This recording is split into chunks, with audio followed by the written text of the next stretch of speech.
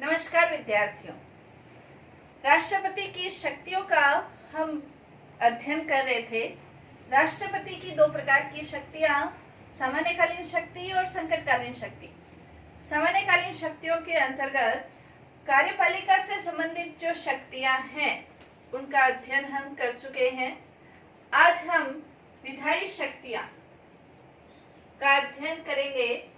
विधायी शक्तियों के अंतर्गत एक प्रोफेसर है A.V. लाल, उन्होंने ये कहा था कि लिखित संविधान और संसदात्मक शासन व्यवस्था वाले किसी भी राष्ट्र अध्यक्ष के पास इतनी शक्तियां नहीं है जितनी कि भारतीय राष्ट्रपति के पास है। तो भारत का राष्ट्रपति है वो संवैधानिक शासन के इतिहास में बहुत सारी शक्तियां विधायी क्षेत्र के अंतर्गत भी रखता है। कार्यपालिका का संवैधानिक अध्यक्ष है, लेकिन विधायी क्षेत्र में भी राष्ट्रपति के पास बहुत सारी शक्तियां हैं। इसका हम वर्णन देखेंगे। जैसे अनुच्छेद 79, आर्टिकल 79 स्पष्ट रूप से ये कहता है कि संघ की विधायी शक्ति संसद में निहित होगी और संसद लोकसभा, राज्यसभा प्लस राष्ट्रपति से मिलकर बनेगी। हालांकि जो राष्ट्रपति है वो संसद का सदस्य नहीं होता है, लेकिन संसद का अंग होता है। संसद लोकसभा, राज्यसभा और राष्ट्रपति से मिलकर बनती है। तो विधायी क्षेत्र के अंतर्गत भी राष्ट्रपति को अनेक प्रकार की शक्तियां प्राप्त है। विधायी क्षेत्र के अंतर्गत यदि हम देखें तो सबसे पहला विधायी क्षेत्र का प्रशासन। विधायी क्षेत्र के प्रशासन से संबंधित राष्ट्रपति को बहुत सारी शक्तियां प्राप्त है। विधायी क्षेत्र के प्रशासन से संबंधित हम कह सकते हैं, जैसे संसद का सत्र आहूत करना यानी कि बुलाना, सत्र अवसान करना, सत्र का अवसान करना, सत्र के अंतर्गत भाषण देना, संदेश भेजना, ये सारी शक्तियां राष्ट्रपति को प्राप्त है। यदि हम अनुच्छेद देखें तो संसद का अधिवेशन सत्राहूत करना, अवसान करना, अनुच्छेद 85 के अंतर्गत राष्ट्रपति को संसद के अंतर्गत संदेश भेजने का भी अधिकार है, शक्ति है। राष्ट्रपति संसद के अंतर्गत अपने संदेश भेज सकता है। 86 के अंतर्गत राष्ट्रपति जो संदेश भेजता है उसका मतलब ये है कि जो संसद है अपनी नीति बनाने के लिए, कानून निर्माण के लिए उन संदेश का प्रयोग करेगी, यानी कि उसके अनुसार अपनी नीति निर्धारित करेगी या आगे की कार्य दिशा निर्धारित करेगी। तो संदेश भेज सकता है। इसी प्रकार जब संसद का नया सत्र शुरू होता है तो उस नए सत्र के अंतर्गत दोनों सदनों की जो संयुक्त अधिवेशन होता है उसके अंतर्गत प्रथम जो भाषण है वो देने का अधिकार भी राष्ट्रपति के पास है। संसद के नए सत्र में जो भाषण राष्ट्रपति के द्वारा दिया जाता है उसमें देश की जो भावी योजना है या देश का जो भावी उद्देश्य है या देश की जो भावी दिशा है वो निर्धारित होती है, जिसके आधार पर राष्ट्रपति उस भाषण में ये बताता है कि आगे देश किस दिशा की ओर चलेगा। इसी प्रकार लोकसभा और राज्यसभा के किसी भी प्रकार के विवाद की स्थिति उत्पन्न हो सकती है। कोई साधारण विधेयक है तो उसके अंतर्गत यदि विवाद की स्थिति उत्पन्न होती है, जैसे लोकसभा में पारित हो गया, राज्यसभा में नहीं हुआ, राज्यसभा में हो गया, लोकसभा में नहीं हुआ, तो ऐसी विवाद की स्थिति में राष्ट्रपति को यह अधिकार है कि अनुच्छेद 108 के अंतर्गत वो संयुक्त अधिवेशन की व्यवस्था भी करता है, संयुक्त अधिवेशन बुलाता है। इसी प्रकार राष्ट्रपति को लोकसभा को विघटित करने का अधिकार भी प्राप्त है। यदि प्रधानमंत्री कहे तो लोकसभा को विघटित भी कर सकता है। राज्यसभा एक स्थायी सदन है, इसलिए उसका कभी विघटन नहीं होता है, लेकिन लोकसभा को विघटन करने का अधिकार भी है। तो विधायी क्षेत्र के अंतर्गत प्रशासन करने का अधिकार राष्ट्रपति को प्राप्त है। इसी प्रकार संसद में सदस्यों को मनोनीत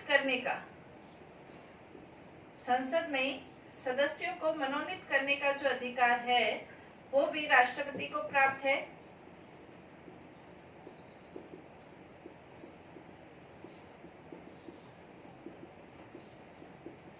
मनोनीत करने का जो अधिकार है वो राष्ट्रपति को प्राप्त है। मनोनीत करने का जो अधिकार है राज्यसभा के अंतर्गत अनुच्छेद 80 के अंतर्गत ये कहा गया है कि राज्यसभा में 12 सदस्य जो साहित्य के क्षेत्र में, कला के क्षेत्र में, समाज सेवा के क्षेत्र में यदि किसी ने विशेष उपलब्धियां हासिल की है तो ऐसे व्यक्तियों को, ऐसे 12 सदस्यों को राष्ट्रपति मनोनीत कर सकता है। इसी प्रकार राष्ट्रपति को यह अधिकार प्राप्त है कि लोकसभा में यदि एंग्लो इंडियन को उचित प्रतिनिधित्व नहीं मिलता है तो ऐसे 2 एंग्लो इंडियन को भी लोकसभा में राष्ट्रपति मनोनीत कर सकता है। तो सदस्यों को मनोनीत करने का अधिकार प्राप्त है। इसी प्रकार राष्ट्रपति को विधेयकों पर निषेधाधिकार भी प्राप्त है। निषेधाधिकार प्राप्त है अनुच्छेद 111 के अंतर्गत। राष्ट्रपति को वीटो पावर प्राप्त है। कोई भी विधेयक है वो राष्ट्रपति की अनुमति के आधार पर ही कानून बन पाता है। राष्ट्रपति यदि चाहे तो किसी विधेयक को अपने सुझावों सहित पुनर्विचार के लिए वापस संसद में लौटा सकता है। लेकिन यदि राष्ट्रपति ने पुनर्विचार के लिए किसी विधेयक को लौटाया है और यदि संसद उसे फिर पारित कर देती है तो वो कानून बन जाता है। लेकिन राष्ट्रपति को ये निषेधाधिकार है कि वो उसे पुनर्विचार के लिए लौटा सकता है। इसी प्रकार राष्ट्रपति को अध्यादेश जारी करने का भी अधिकार है। अध्यादेश जारी करने का अधिकार है। अनुच्छेद 123 के अंतर्गत राज्यों को अध्यादेश जारी करने का अधिकार प्राप्त है। अगर संसद का अधिवेशन नहीं चल रहा है और उस समय कानून की आवश्यकता है। 123 के अंतर्गत यदि संसद का अधिवेशन नहीं चल रहा है तो राष्ट्रपति अध्यादेश जारी कर सकता है और यदि संसद इस पर अपनी स्वीकृति नहीं लगाती है तो अधिवेशन शुरू होने के 6 सप्ताह के बाद यह अध्यादेश गिर जाता है। 6 सप्ताह तक ये जारी रह सकता है। अध्यादेश कानून के समान ही होते हैं। इसके अलावा राज्यों के संबंध में भी राष्ट्रपति को वैधानिक शक्ति प्राप्त है।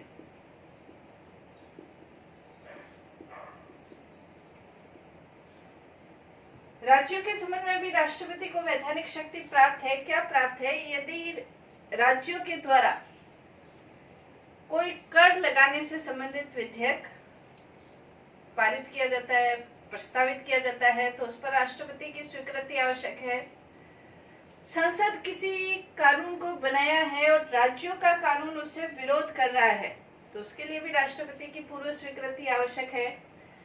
किसी अन्य राज्य के व्यापार पर रोक लगाने के संबंध में यदि कोई प्रस्ताव है तो उसके लिए भी राष्ट्रपति की स्वीकृति आवश्यक है।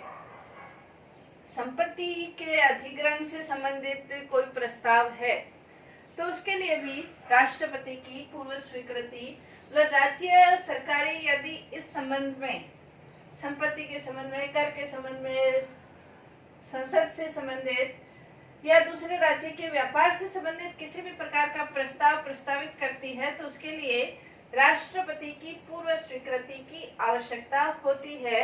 और इसीलिए इस संबंध में महादेव प्रसाद शर्मा है, उन्होंने ये कहा था कि राज्य विशेष प्रकार की स्वीकृति देने की जो राष्ट्रपति की शक्ति है वो निश्चित रूप से सर्वोच्च शक्ति है, या जो राष्ट्रपति को वास्तविक रूप में राष्ट्रपति को राज्यों के ऊपर अधिकार प्रदान करता है। तो ये जो स्वीकृति प्रदान करने की शक्ति है ये वास्तविक और अबाध है, ये महादेव प्रसाद शर्मा ने कहा है। तो विधायी क्षेत्र के अंतर्गत हम ये देखें तो विधायी क्षेत्र के अंतर्गत सत्र बुलाना, अवसान करना, विघटन करना, संदेश भेजना, भाषण करना, ये सारी शक्तियां विधायी क्षेत्र के प्रशासन से संबंधित है। सदस्यों को मनोनीत करना, राज्यों के संबंध में विधेयक, निषेधाधिकार की शक्ति और अध्यादेश की शक्ति, ये विधायी क्षेत्र के अंतर्गत राष्ट्रपति को ये शक्तियां प्राप्त है। नेक्स्ट जो शक्तियां हैं वो हम देखेंगे राष्ट्रपति की वित्तीय क्षेत्र के अंतर्गत। कार्यपालिका संबंधी शक्ति, विधायी शक्ति, नेक्स्ट इसकी शक्ति है वित्तीय। वित्तीय शक्ति के अंतर्गत बजट बनाना, बजट से संबंधित शक्ति, वार्षिक आय व्यय का वितरण राष्ट्रपति के देखरेख में ही संसद के समक्ष पेश किया जाता है, ये वित्तीय शक्ति। इसके अलावा आकस्मिक निधि के ऊपर राष्ट्रपति को पूर्ण अधिकार प्राप्त होता है, आकस्मिक निधि के ऊपर पूर्ण अधिकार प्राप्त होता है। इसके अलावा संचित निधि बिना राष्ट्रपति की स्वीकृति के एक पैसा भी संसद के द्वारा नहीं निकाला जा सकता है, राष्ट्रपति की अनुमति के बिना नहीं निकाला जा सकता है। तो राष्ट्रपति की वित्त के क्षेत्र 112 के अंतर्गत, अनुच्छेद 112 के अंतर्गत वार्षिक वित्तीय विवरण राष्ट्रपति रखवाता है। इसी प्रकार 113 के अंतर्गत जो अनुदान की मांग है वो बिना राष्ट्रपति की स्वीकृति के पारित नहीं होती है। इसी प्रकार जो राष्ट्रपति है, आयकर से संबंधित जो आय है वो केंद्र और राज्यों में बंटवारे से संबंधित जो शक्ति है आयकर की, वो भी राष्ट्रपति को प्राप्त है। पटसन से संबंधित जो राज्य है, पटसन उत्पादन से संबंधित, जैसे पश्चिम बंगाल है, उड़ीसा है, बिहार है, तो पटसन से संबंधित जो विशेष आय प्राप्त होती है उसके संबंध में भी राष्ट्रपति कुछ निर्णय दे सकता है कि अमुक राज्यों को विशेष सहायता या राशि प्रदान की जाए। इसी प्रकार वित्त आयोग की नियुक्ति करने का अधिकार भी राष्ट्रपति को है। नियंत्रक महालेखा परीक्षक जो राज्यों की आय व्यय का, केंद्र की आय व्यय का नियंत्रण करता है, उसके लेखा परीक्षा करता है, तो नियंत्रक महालेखा परीक्षक की नियुक्ति का अधिकार भी राष्ट्रपति को है। तो वित्त के क्षेत्र में ये विभिन्न प्रकार की शक्तियां, वार्षिक आय व्यय का वितरण, आकस्मिक निधि के ऊपर नियंत्रण, संचित निधि के ऊपर नियंत्रण, वित्त आयोग महालेखा परीक्षक की नियुक्ति, आयकर का बंटवारा, ये विभिन्न प्रकार की शक्तियां वित्तीय क्षेत्र में राष्ट्रपति को प्राप्त है। नेक्स्ट हम देखेंगे न्यायिक शक्ति।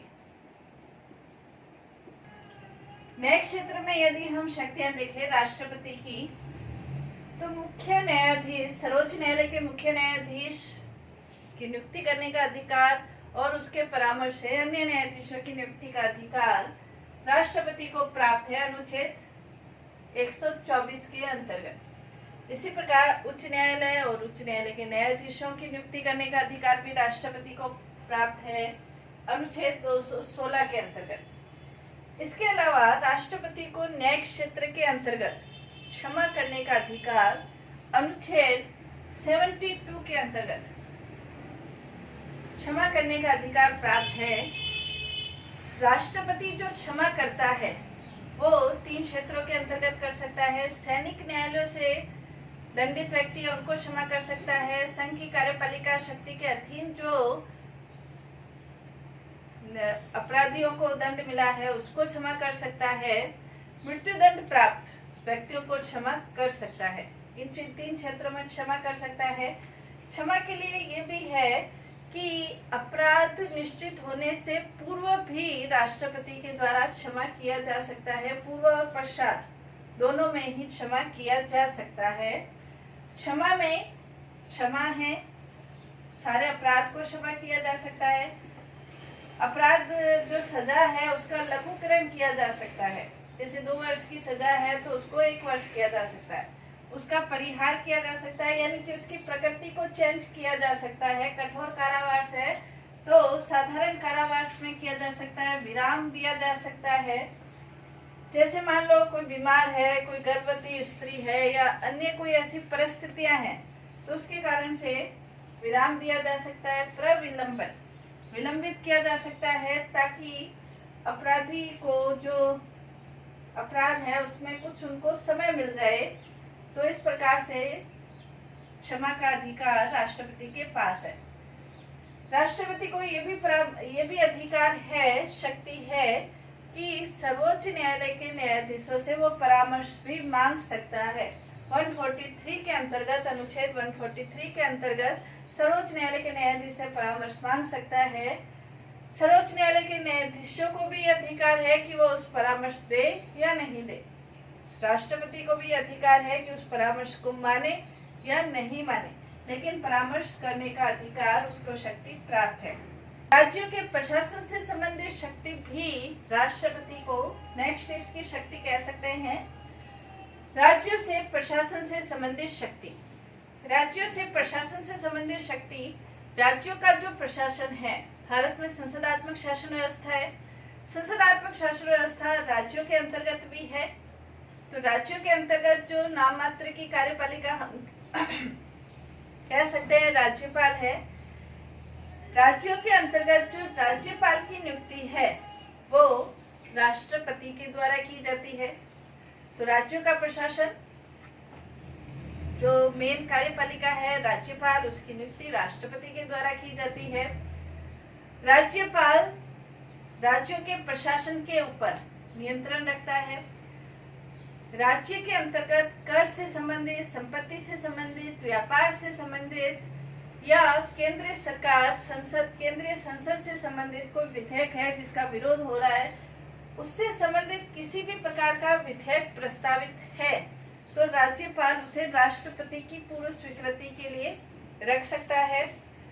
राज्यपाल चाहे तो स्वविवेक के आधार पर भी प्रस्ताव को राष्ट्रपति की स्वीकृति के लिए रख सकता है।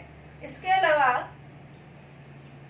राष्ट्रपति के द्वारा राज्य की कार्यपालिकाओं को कुछ कार्य सौंपे जा सकते हैं, कुछ कार्य सौंपे जा सकते हैं।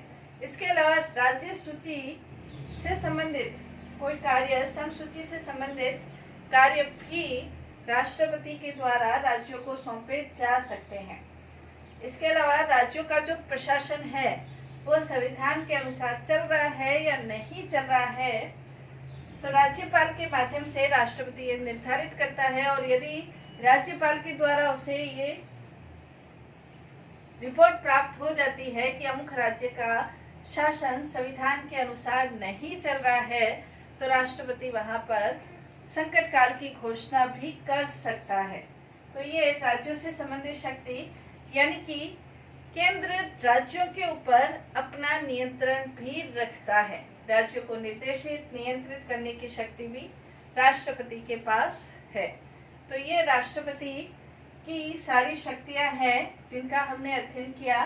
कार्यपालिका संबंधी शक्तियां, कार्यपालिका का पूरा प्रशासन राष्ट्रपति के पास है। विधायी शक्तियां, संसद से संबंधित शक्तियां, सारी शक्तियां, संसद का जो अंग है वो भी राष्ट्रपति है। संसद का प्रशासन करना है तो वो भी राष्ट्रपति के पास है।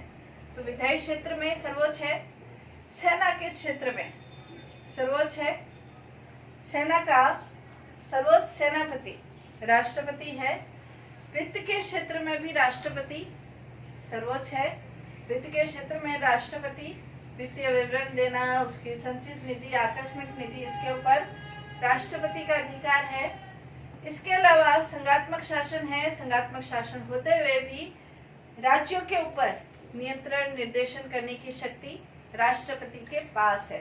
तो भारतीय संविधान के अंतर्गत राष्ट्रपति सर्वोच्च प्रशासक अपन कह सकते हैं है, और राष्ट्रपति के नाम पर ही सारी शक्तियों का प्रयोग किया जाता है। धन्यवाद।